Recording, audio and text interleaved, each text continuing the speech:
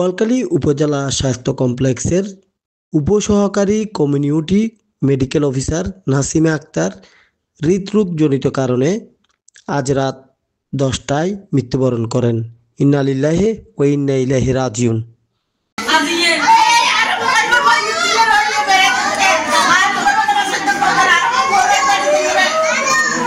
বোয়ালখালী উপজেলা স্বাস্থ্য কমপ্লেক্স হাসপাতালে দীর্ঘদিন চাকুরিরত রয়েছেন তিনি।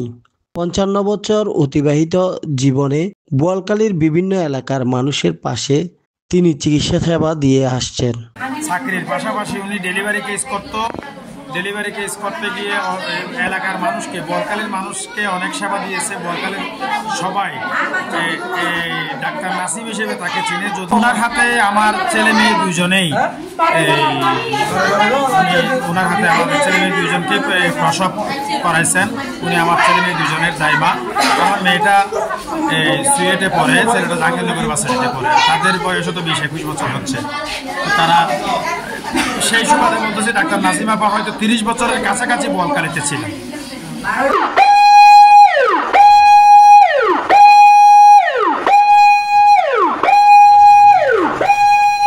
বোয়ালখালী পৌরসভা 6 নম্বর ওয়ার্ড মিরপাড়া তার বাসভবনে চেম্বার সহ মহিলাদের গাইনি সেবা দিয়ে আসছিলেন।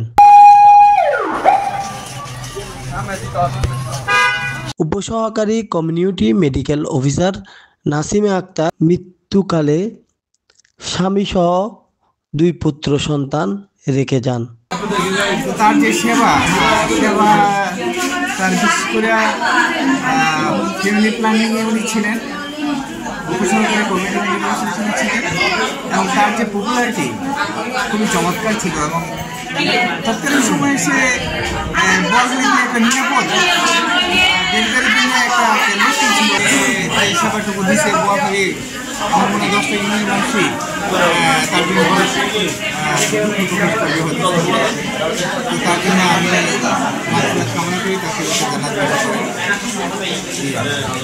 পরিবার সূত্রে জানা গেছে মরহুমার জানাজা ও দাপন স্বামীর নিজ বাড়ি কুমিল্লা 14 গ্রামে অনুষ্ঠিত হবে বলে জানা গেছে।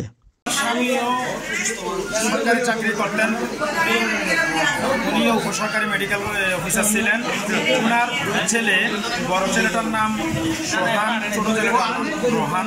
সোহান আমার আদর্শ স্কুল বিদ্যালয় থেকে প্রাপ্ত ছিল, সে ইঞ্জিনিয়ার। আর সোহান আর রোহানও সে MBBS করতেছে আপনার সিলেট মেডিকেল মেডিকেলে।